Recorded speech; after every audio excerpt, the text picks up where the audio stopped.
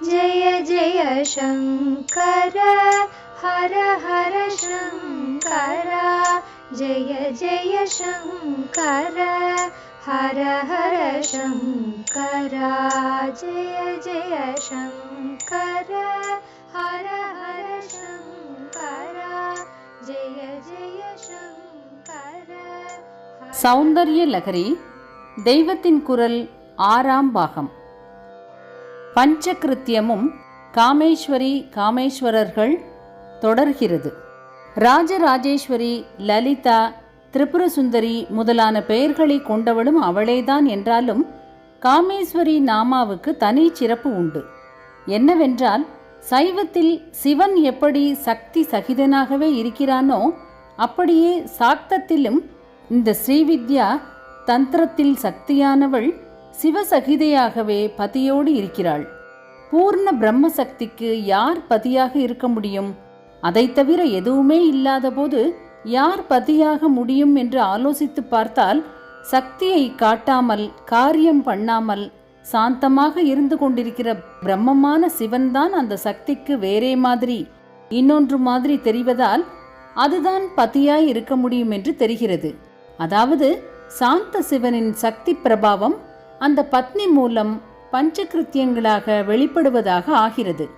இதிலிருந்து இன்னும் என்ன ஆகிறதென்றால், அந்த சிவனே நேராக சக்தி விலாசத்தை காட்டும் காரியத்தை பண்ணாவிட்டாலும் அப்படி பண்ண வேண்டும் என்று ஆசைப்பட்டதாக ஆகிறது. ஒன்றாக இருந்த பிரம்மம் பலவாக ஆக ஆசைப்பட்டது என்றே உபனிஷத்து சொல்கிறது. குறிப்பு: தைத்திரீயம் 2வது அத்தியாயம் 6வது ஸ்லோகம். சாந்த பிரம்மம் அப்படியே இல்லாமல் காரிய பிரம்மமாயிற்று என்றால், அப்போது அந்த காரியத்துக்கெல்லாம் முந்தி அது காரிய பிரம்மமாகணும் என்று ஆசைப்பட்டிருக்கணும் தானே. ஆசைப்பட்டது அகாமயத என்றே உபனிஷத்தில் சொல்லியிருக்கிறது. எப்போதும் சிச்சக்தியான ஞான சக்தியை உள்ளே வைத்து கொண்டுள்ள பிரம்மம் சிவம் சக்தியை வெளிப்படுத்தி பிரபஞ்ச லீலை பண்ண வேண்டும் என்று ஆசைப்பட்டதே அதனுடைய இச்சா சக்தி எனப்படுகிறது. அப்புறம் வாஸ்தவமாகவே பஞ்சகிருத்திய லீலை செய்தது கிரியாசக்தி. அது இருக்கட்டும். இப்போது விஷயம், தன்னில் தானாய் இருந்த பிரம்மம் வெளிமுகப்படும் போது முதலில் தோன்றியது அதன் இச்சை, ஆசை, காமம் என்று உபனிஷத் சொல்வது. காமம் என்பது இங்கே தப்பர்த்தம் தருவதில்லை. சுத்தமான இச்சைக்கே அப்படி பேர். பூர்ண பிரம்மசக்தி பிரம்மத்திலிருந்து வேறே மாதிரி கொண்ட முதல் ஆவிர்பாவம் அந்த காமம்.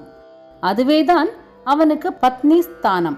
அப்பா அம்மா சேர்ந்து பிரஜைகள் உண்டாகிறார் போல சாந்த பிரம்மமான சிவன் இந்த இச்சாசக்தியோடு சேர்ந்ததால் தான் பிரபஞ்ச லீலை, பஞ்சகிருத்தியங்கள் எல்லாம் என்பதால் அவர்கள் பதியும் பத்னியும் ஆகிறார்கள்.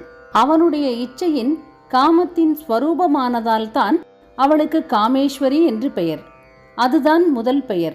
பிரம்மத்திடமிருந்து முதல் எவால்யூட் பரிணாம தத்துவம் காமம் என்றால், அதை வைத்து ஏற்பட்ட காமேஸ்வரி என்ற பெயர்தானே பிரம்மசக்தியின் முதல் நாமாவாக, பிரதான நாமாவாக இருக்க வேண்டும்.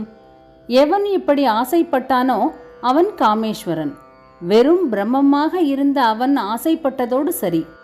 அந்த ஆசையை காரியமாக்கி பிரபஞ்ச லீலையாக பஞ்சகிருத்தியம் என்று வாஸ்தவமாகவே பண்ணி காட்டுவது முழுக்க முழுக்க சக்தியான அவள்தான். அதாவது காமேஸ்வரிதான் விக்டோரியா, எலிசபெத் ராணிகள் மாதிரி தானே பூர்ண ஆட்சி அதிகாரத்துடன் இருப்பவள். சமஸ்த ஜகத்துக்களையும் ஜீவர்களையும் தேவர்களையும் ஆள்கிறவள். ஆள்கிற ராஜாவுக்கு பெண்டாட்டியாய் இருப்பதால் மட்டும் ராணி இல்லை, தானே நேராக ஆட்சி பொறுப்பு வகிக்கிற ராணி.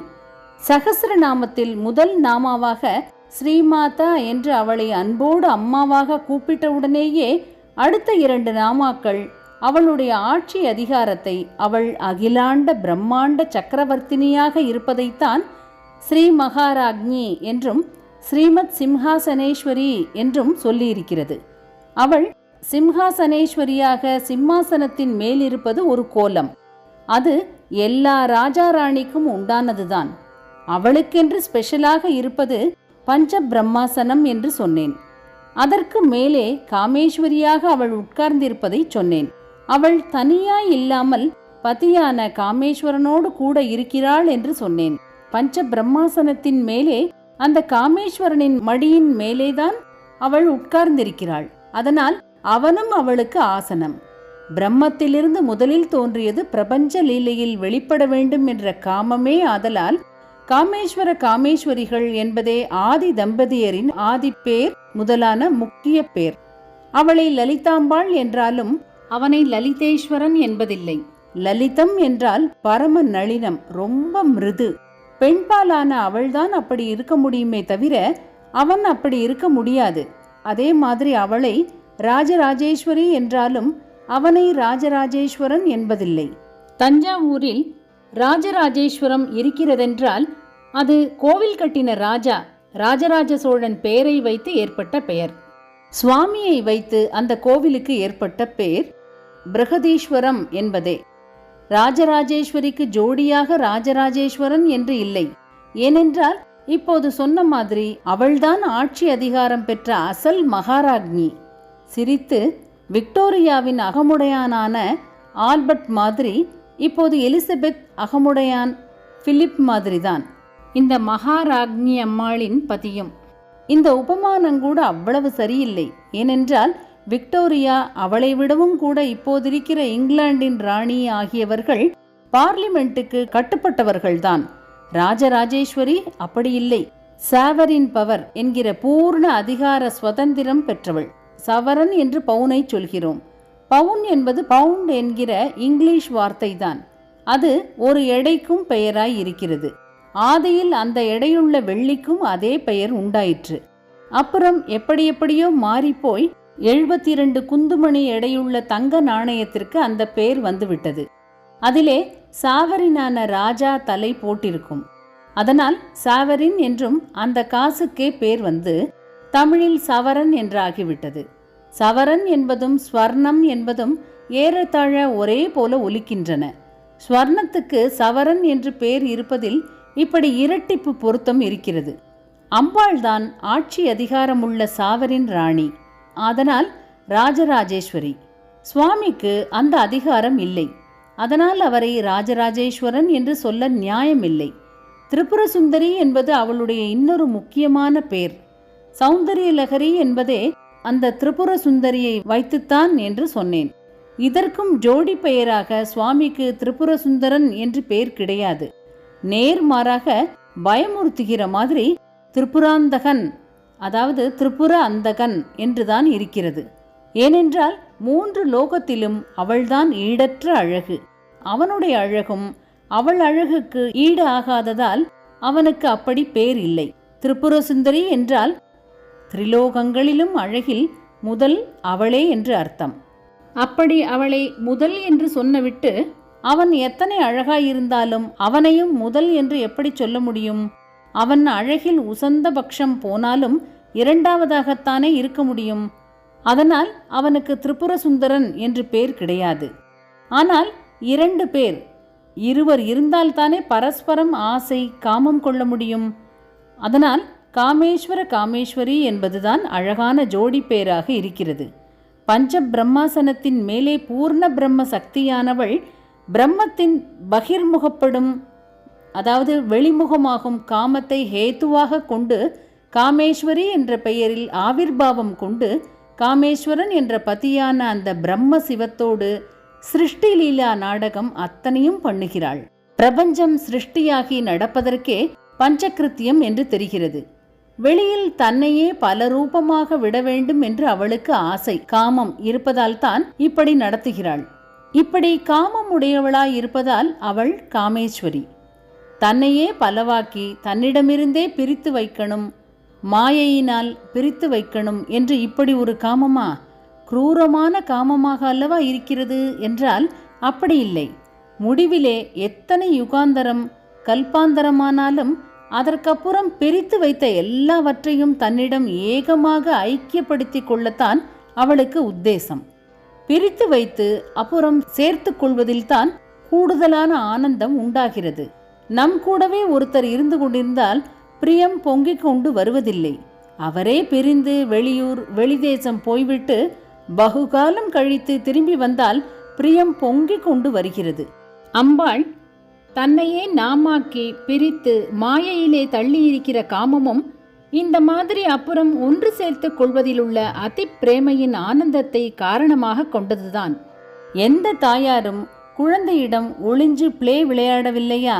சமுத்திரத்திலிருந்து ஆவியாக போகிற ஜலம் மேகமாகி எத்தனையோ 100 மைல் தள்ளி நதியாக உற்பத்தியானாலும் அந்த நதி ஊரெல்லாம் சுற்றி திரிந்தாலும் முடிவிலே தன்னை பிறப்பித்த தாயான சமுத்திரத்திலேயே சங்கமித்துத்தானே தீர்கிறது. காமேஸ்வர சகிதையான காமேஸ்வரி பஞ்ச பிரம்மாசனத்தில் வீற்றிருக்கிறாள். பிரம்மமும் அதன் பூர்ண சக்தியும், குறிப்பாக இச்சா ரூபத்தில் இருக்கிற பூர்ண சக்தியும் எல்லாவற்றுக்கும் மேலே. அந்த ஜோடியிலிருந்தே பஞ்ச கிருத்தியங்களும் ஏற்பட்டு சிருஷ்டி விசித்திரம் பிரபஞ்ச நாடகம் நடக்கிறதென்று தாத்பரியம். இதையே ஸ்தூலத்தில் ரூபம் கொடுத்து காட்டும்போது பஞ்ச பிரம்மாசனத்தின் மேலே காமேஸ்வரனுடைய இடது மடியிலே காமேஸ்வரி உட்கார்ந்து கொண்டிருக்கிறாள். அவர்கள் கிழக்கு பார்க்க உட்கார்ந்து கொண்டிருப்பார்கள். அதற்கேற்றபடி அந்த ஆசனத்தை போட்டிருக்கும் போது ஆக்னேய திக்கில், அதாவது தென்கிழக்கு திசையில் உள்ள அதன் கால்தான் பிரம்மா. நிர்ருத்தியில், அதாவது தென்மேற்கில் உள்ள கால் விஷ்ணு. வாயு வடமேற்கு திக்கு கால் ருத்ரன். ஈசான்யத்தில் வடகிழக்கில் உள்ள கால் பெயர் பொருத்தத்தோடு ஈஸ்வரனாகவே இருக்கும். 4 கால்களையும் சேர்த்து போட்ட மேல் பலகை சதாசிவன். பிரம்மசக்தியிலிருந்து பிரம்மசக்தியால் பிரம்மசக்தியை 5 தொழிலில் பிரித்து காட்டுகிற இந்த 5 பேரையும் பஞ்சபிரம்மம் என்றே சொல்லி இவர்களால் ஆன ஆசனத்தை பஞ்ச பிரம்மாசனம் என்று சொல்லியிருக்கிறது.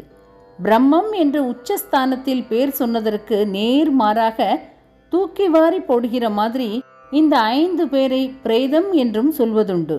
பஞ்ச பிரம்மாசனஸ்திதா என்ற அம்பாளுக்கு பேர் சொன்ன அதே சகசிரநாமம் பஞ்சபிரேதா சனாசீனா பஞ்சபிரேத மஞ்சாதிஷாயினி என்றும் பெயர்கள் சொல்லியிருக்கிறது. என்ன தாத்பரியம் என்றால், இவள் அவர்களுக்கு அந்த பஞ்சகிருத்திய சக்திகளை கொடுக்காமல் இருந்தால் அவர்கள் பிரேதத்துக்கு சமம்தான் என்பதே. ஹார்ஸ் பவர் போன மோட்டார், ஃபியூஸான பல்பு மாதிரி. காமேஸ்வரனுக்கும் அவள்தான் பிராணசக்தி. காமேஸ்வர பிராணநாடி என்றும் நாமா இருக்கிறது. சகசிரநாமம் திரிசதி 2லும் அந்த பெயர் வருகிறது. ஆனாலும் லோக தர்மத்தில் ஒரு ஸ்திரீயானவள் பதிக்கு மேல் ஸ்தானம் கொடுத்து அவனோடு சேர்ந்து இருப்பதை பெருமை என்றிருப்பதால் மகா சக்தி வாய்ந்த பராசக்தியும் தனக்கு மேல் ஸ்தானத்தில் காமேஸ்வரனை பதியாக காட்டிக்கொண்டு விளங்குகிறாள். பஞ்சகிருத்தியமும் காமேஸ்வரி காமேஸ்வரர்களும் நிறைவு பெறுகிறது. ஜெய ஜெய சங்கர, ஹரஹர சங்கர. மகாபெரியவா சரணம். जय जय शङ्कर हर हर शङ्कर जय जय शङ्कर हर हर शङ्कर जय जय शङ्कर।